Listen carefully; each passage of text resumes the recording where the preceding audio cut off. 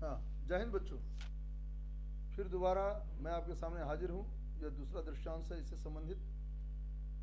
मैंने कहा शब्दों के मेल से बनने वाला नया शब्द सामासिक पद या समस्त पद कहलाता है। यह बात हो चुकी थी और करूँगा क्योंकि आपको पता है।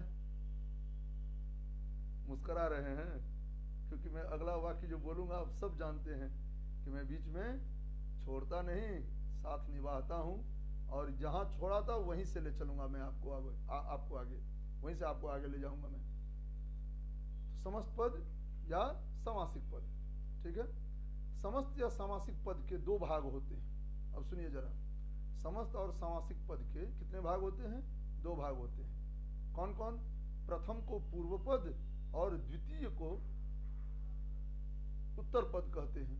जैसे कमल पूर्व पद है तथा नयन उत्तर पद, जबकि कमल नयन समस्त या सामासिक पद। सामासिक पद को अलग करने को विग्रह कहते हैं। अब ये बातें तो मैं पढ़ गया, मैंने यहाँ खुद ही लिखकर यहाँ रखी हैं ये सारी बातें। मैंने उसे पढ़कर सुना दिया आपको। आपकी समझ में कितना आया मुझे मालूम नहीं, इसलिए मैं थोड़ा इस पर और आपका ध्यान आकर्षित करता हूँ। क्या है यहाँ? समस्त या सामासिक पद के दो भाग होते हैं। होता क्या है, आपने पद की परिभाषा जरूर पढ़ी होगी। पद किसे बोलते हैं? तो कहा जाता है कि वह शब्द जिसका प्रयोग वाक्य में हो वह पद है। शब्द और पद में क्या अंतर है? शब्द वर्णों का सार्थक रूप है, यह आप जानते हैं। तो पद क्या है? तो शब्द और पद में सिर्फ व्यवहार का अंतर होता है। किसका अंतर होता है? व्यवहार का, उपयोग का या प्रयोग का, जो भी बोलिएगा। कैसे? मान लीजिए आपने लिखा एक शब्द राम, यहां यह एक शब्द है, इसका प्रयोग वाक्य में हुआ? नहीं हुआ। अब इसका प्रयोग यदि हम वाक्य में कर दें तो क्या होगा? राम अच्छा लड़का है।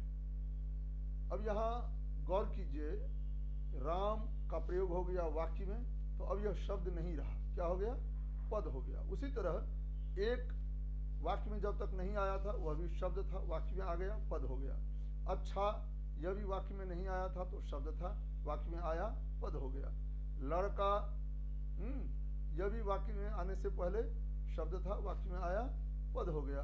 और है, यह भी वाक्य में आने से पहले शब्द था, अब वाक्य में आकर पद हो गया। अर्थात वह शब्द जिसका प्रयोग वाक्य में हो जाए वह पद कहलाता है।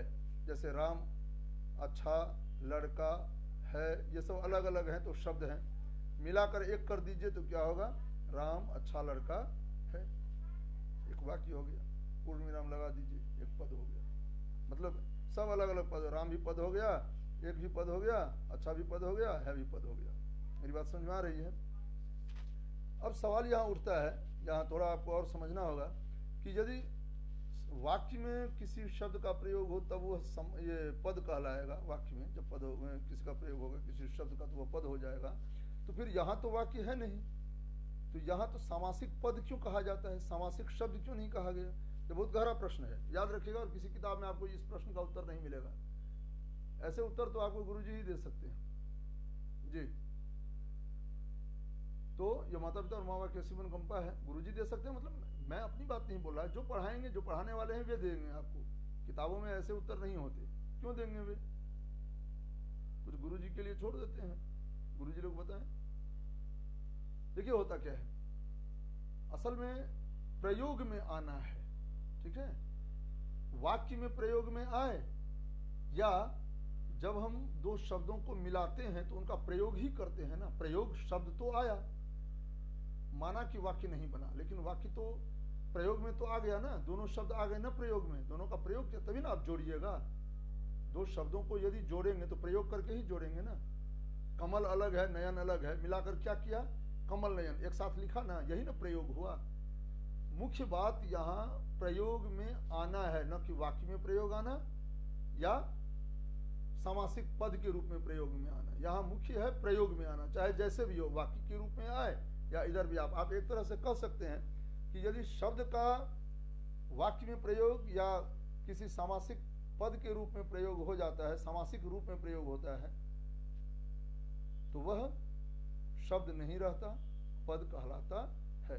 प्रयोग कहीं भी हो, चाहे वाक्य में हो चाहे सामासिक परिवेश में हो, कहीं भी हो।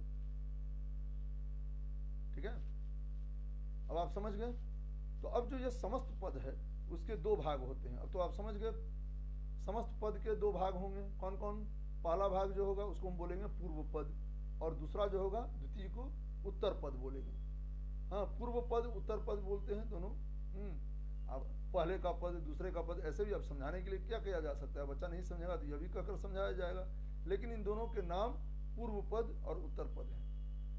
ठीक है, जय कहते हैं, जैसे उत्तर पद, इन दोनों को प्रथम को पूर्व पद और द्वितीय को उत्तर पद कहते हैं। जैसे कमल, यह क्या, अब जैसे कमल नयन एक शब्द मैंने कहा था ना, तो उसमें कमल और नयन ये दोनों दो जुड़े हुए हैं, दोनों दो शब्द हैं, जुड़कर पद बन जाएंगे। तो कमल हो जाएगा पूर्व पद, वह पद ही कहलाएगा, और नयन होगा उत्तर पद। जबकि कमल नयन समस्त जो है वह समस्त या सामासिक पद कहलाएगा। इसको ऐसे देखिए, प्रथम को पूर्व पद और द्वितीय को उत्तर पद कहते हैं। जैसे कमल पूर्व पद तथा नयन उत्तर पद है, जबकि कमल नयन समस्त या सामासिक पद। इस तरह से है।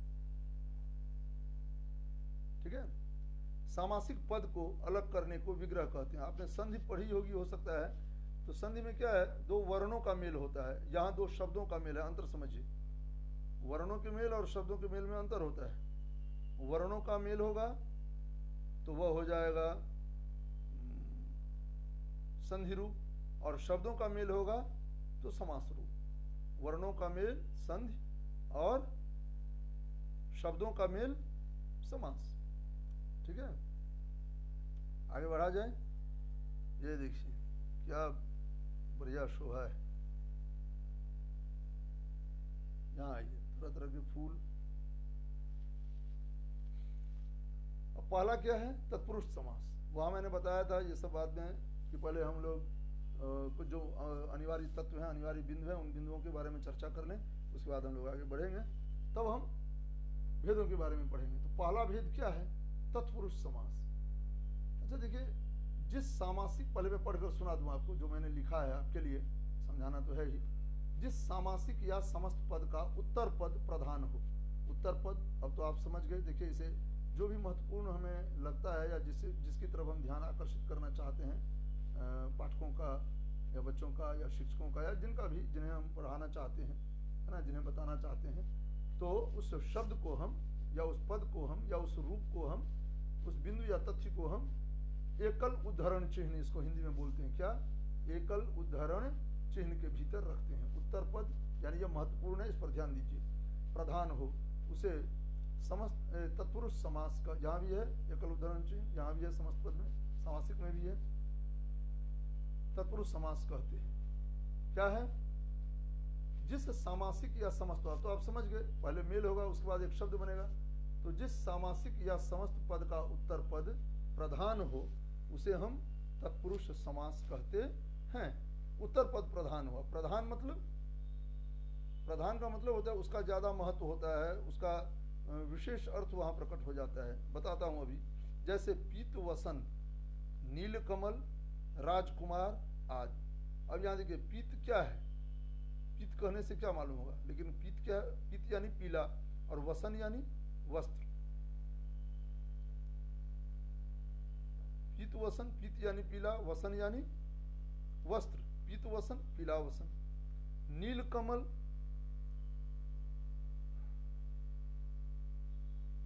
नीलकमल, नील तो रंग होता है और कमल एक फूल है, नीला है जो फूल, नीला हो जो फूल, है ना। राजकुमार, यहां देखिए, राजकुमार, राजा का कुमार, देख रहे हैं, राजा का, किसका कुमार, राजा का कुमार। राजा का क्या, राजा का क्या कुमार। उत्तर पद कुमार हो गया, पीत वसन में उत्तर पद वसन हो गया, नीलकमल में उत्तर पद कमल हो गया, पूर्व पद पीत वसन में पीत, नीलकमल में नील, राजकुमार में राज।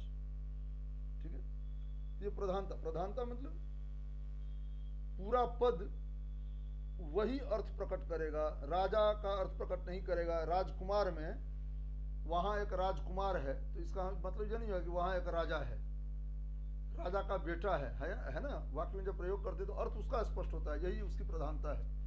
उसने पीत वसन पहन रखा है, पीत वसन पीला वसन, ठीक है। नील कमल नीला कमल, वहां नील कमल खिला हुआ, वहां नील खिला है नहीं है, नील कमल खिला, क्या खिला हुआ है? नील कमल। नील नहीं खिला हुआ है, खिला तो कमल है, रंग कैसा है? नील है है ना।